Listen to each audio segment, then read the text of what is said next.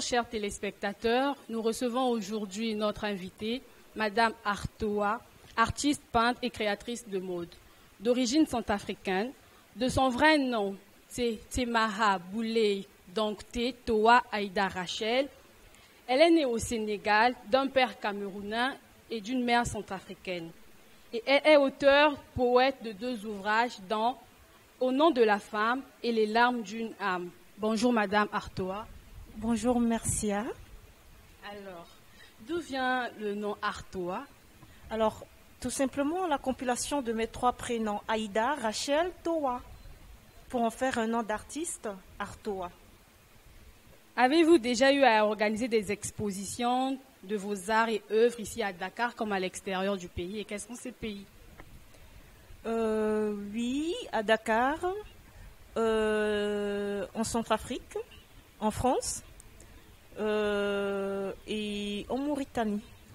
Et qu'est-ce qui vous a tant enthousiasmé à vous épancher dans la culture? Bon, la culture, elle est très vaste. Moi, j'occupe juste une petite place par la création de mes œuvres. Et bon, qu'est-ce qui me pousse? Qu'est-ce qui me motive? Qu'est-ce qui me met le baume au cœur? Bah, écoutez, déjà, du fait que créer, c'est un retour d'abord vers soi-même.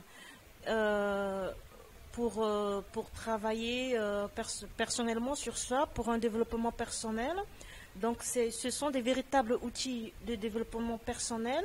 Et ensuite, une fois quand ces œuvres sont mises à nu sous le regard du public, ça tisse un lien de communication. Donc, voilà, ce sont là les motivations. Et aussi, c'est parce que ça me permet de rappeler aux uns et aux autres la fierté de ce que nous sommes, malgré notre passé d'esclavagisme, la colonisation, la néocolonisation et bien d'autres, le racisme dont nous faisons l'objet au quotidien, pour rappeler nos origines, rappeler à chacune de se revaloriser dans son estime personnelle. Et voilà ce qui me motive et qui me rend davantage heureuse à travailler sur les œuvres d'art, à travailler sur la culture africaine, la nôtre. On remarque votre habillement. Pouvez-vous nous dire d'où qu'est-ce qui vous inspire à vous habiller comme ça et de quelle origine en fait? Vous êtes mis dans la peau de quel pays, de quel... Extraordinaire la question, moi je l'apprécie bien. Oui, qu'est-ce qui m'a inspiré de m'habiller comme ça? C'est pas un pays spécifiquement, sachant que je suis je suis camerounaise, je suis centrafricaine, je suis née à Dakar, j'ai grandi comment dirais-je, en Mauritanie. Et j'ai suffisamment longtemps vécu en France, donc je me réfère aussi suffisamment à la diaspora française dans son expression vestimentaire qui se veut aussi, enfin la diaspora française africaine, hein, qui se veut suffisamment africaine. Donc c'est vraiment on va dire, l'aura africaine dans son ensemble, pas typiquement dans un pays, par rapport à un pays. Et voilà, c'est par rapport à ça, j'ai un petit rappel de Kori pour rappeler ou bien pour souligner le temps ancien, l'Afrique antique et même la coupe vestimentaire aussi. Et puis bon, le pagne qui rappelle l'Afrique moderne aujourd'hui, même si elle date d'une ancien. Elle date de longtemps, je vais dire. Et après, vous avez aussi le mélafa mauritanien que j'ai noué en foulard. Donc, vous voyez, c'est un peu de tout, mais c'est toujours l'Afrique, notre Afrique. D'accord. Nous savons tous que cela n'a pas été facile d'en arriver là où vous êtes artiste, peintre et créatrice de mode. Vous avez eu à surpasser certaines difficultés. Pouvez-vous nous les relater brièvement? Alors, les difficultés, déjà, en tant que femme, de façon générale, c'est dommage que je rappelle ça. Lorsqu'on décide d'être auto-entrepreneur, que ce soit en art ou d'autres domaines, ce n'est pas du tout chose facile. Là où un homme rentre obligatoirement, on ne lui demande pas de baisser son pantalon. Une femme rentre pour travailler, on te demande de soulever ta robe. Donc, ce n'est pas du tout chose aisée de côtoyer ou d'aborder ces genres de situations au quotidien. Ensuite, en tant qu'étrangère, même si je dis je suis la panafricaniste, n'importe où je me trouve en Afrique, je suis chez moi, cela n'empêche pas la réalité des choses où je demeure cette Camerounaise, cette Centrafricaine qui vit à l'étranger au Sénégal et qui évolue toute seule, surtout au départ par ses propres moyens. Je vous dis, on ne sait pas qui sont vos familles, d'où vous venez, rien de tout cela. C'est vraiment pas chose facile par rapport à la communication et à l'approche des individus. Ouais, donc, sur tous les plans, il me fallait y faire face seule. Et la seconde chose, c'est aussi au niveau des matières. Il faut de l'argent pour acheter des matières. Je me suis dit, du temps où j'ai commencé à aujourd'hui, je n'ai montré que le 1/1000e de ce que je suis capable de faire, sans aucune prétention, parce que j'ai ce contrainte par rapport à l'aspect financier des choses. Créer, c'est beaucoup trop de dépenses pour entrer en possession des matières, mais aussi l'ambiance qu'il faut, ce qui n'est pas souvent les gens ne sont pas toujours disposés à comprendre comment fonctionne une artiste. Même si les artistes peuplent notre univers, comment ils vivent dans leur spécificité, dans leur particularité, les gens ont toujours du mal à appréhender ça. Et c'est un véritable problème parce que c'est ça qu'il faut pour réellement créer, pour se perdre et aller puiser au fond de soi le gnac, comme on dit, et avoir quelque chose. Et après, d'autres difficultés se révèlent aussi au niveau de... Lorsqu'on finit de créer, quand je finis de créer, quand la création est là, peu importe ce que les gens ils apportent comment dirais-je, comme regard sur les créations, ils en veulent, mais à quel prix? Soit ils le veulent gratuitement, soit à des prix bas de gamme. Quand même, des œuvres dont je passe au moins 3 semaines, 1 mois, 2 mois, je ne peux pas les vendre à un prix, par exemple, à ramasser par terre. Donc, c'est cette compréhension pour acquérir mes créations aussi. J'aurais aimé souligner que c'est aussi une difficulté, et surtout des gens qui détournent les œuvres, qui ne payent pas, qui volent. Ce sont des différentes difficultés en quoi je fais face dans mes quotidiens. Madame Artois, nous remarquons que vous nous avons filé une magnifique robe. Pouvez-vous nous parler de ce style en quelques lignes? Merci. Oui, alors là, c'est un style toujours africain, suffisamment ouest-africain, fait à partir du Melafa, parce que ces derniers temps-ci, je travaille beaucoup le tissu Melafa mauritanien pour ma nouvelle collection, qui aura une grande ligne en voile mauritanien et dont je présenterai en février à Nouakchott avec une association de la place AMSFR. Donc voilà. Chers téléspectateurs, c'est le moment de découvrir quelques objets d'art de Madame Artois. Alors, il s'agit d'un tableau abstrait, de la peinture à huile et collage, donc une technique mixte. Voilà, dans une seule couleur unique, qui est le doré. C'est un tableau très apprécié depuis sa sortie. Et il est en vente Un collier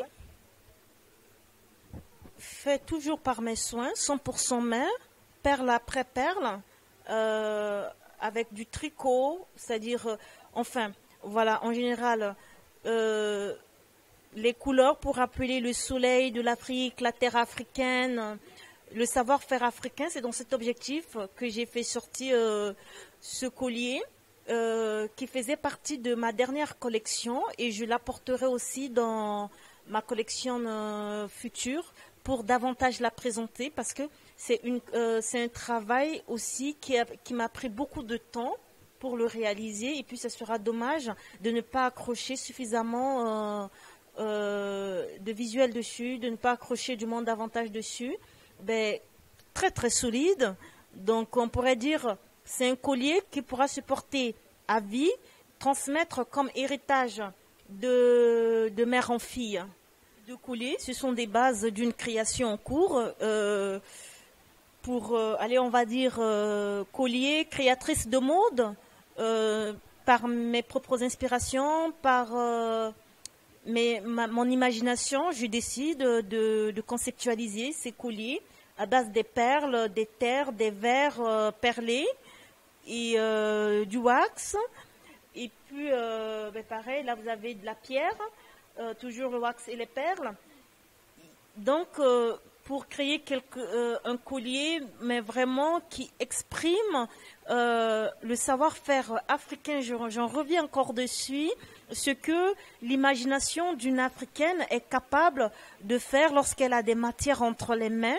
Donc, je me donne cette liberté de conceptualiser, malgré qu'ils ne sont pas encore terminés. Je commence déjà, il y a longtemps, à mettre en exposition, et puis au fur et à mesure, jour après jour ou mois après mois, je continuerai la création.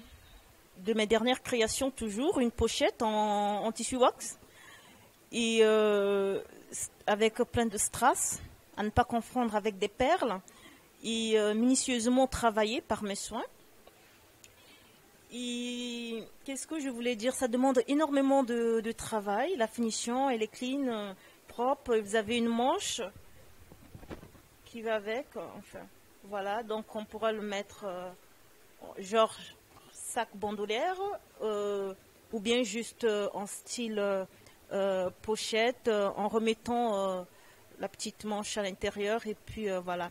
Je l'appelle le luxe africain, parce que ça demandait énormément de temps, de travail à la main, 100%, et aussi coûteux, parce que les strass ne sont pas moins chers, sont de qualité aussi, et je les enregistre dans mon répertoire de luxe. Alors là, nous allons parler de Artois l'écrivain, la poète. Est-ce que vous pouvez nous présenter vos ouvrages, Madame Artois? Merci beaucoup, Mercia. Effectivement, j'ai déjà publié en solo 2 recueils des poèmes, à savoir Au nom de la femme, qui aborde des questions d'identité féminine, et aussi au nom de, Les larmes d'une âme, qui est le second recueil, et puis qui s'exprime au nom des valeurs fondamentales humaine bafouée.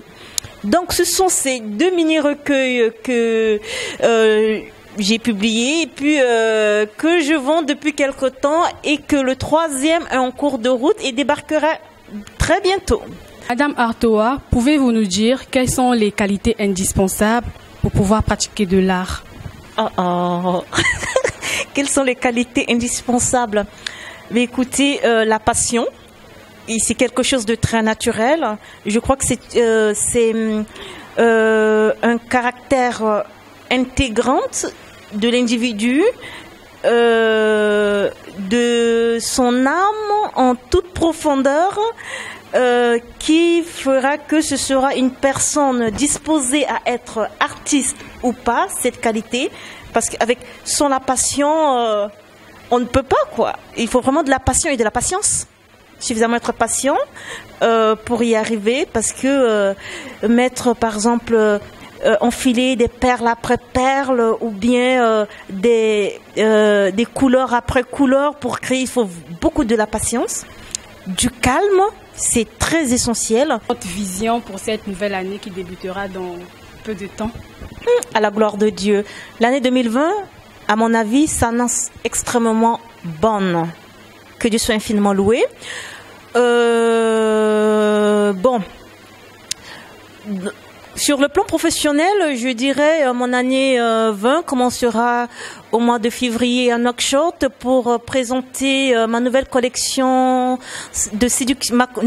séduction au public mauritanien. J'aurai du monde qui viendra avec moi, du monde camerounais, centrafricain, français et autres pays libanais qui me suivront à Nouakchott avec les Mauritaniens pour fêter l'événement Aïe Darling et qui dorénavant pour Artois et tous ceux qui suivent la créativité ou les créations Artois, les agitations Artois remplacent aisément le Saint-Valentin. Le Saint-Valentin, c'est la fête des amoureux. Aïe Darling, c'est la fête de l'unité et de la paix conjuguée en mode amour en Afrique.